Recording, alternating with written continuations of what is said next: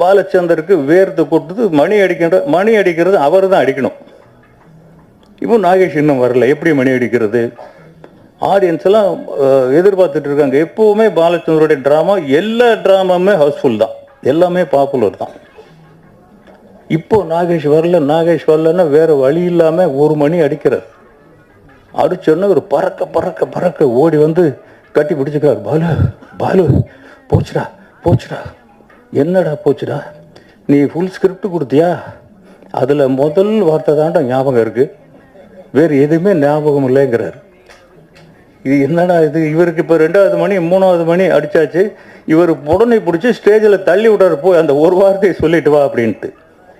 இங்கே நெஞ்சை பிடிச்சி நிற்கிறாரு. பார்த்தாக்க முழு ஸ்கிரிப்டையும் ஒரு வார்த்தை கூட பிசகாமல் அப்படியே பேசி நடித்து அப்ளாஸ் வாங்கிட்டு போயிட்டார் நாகேஷ்.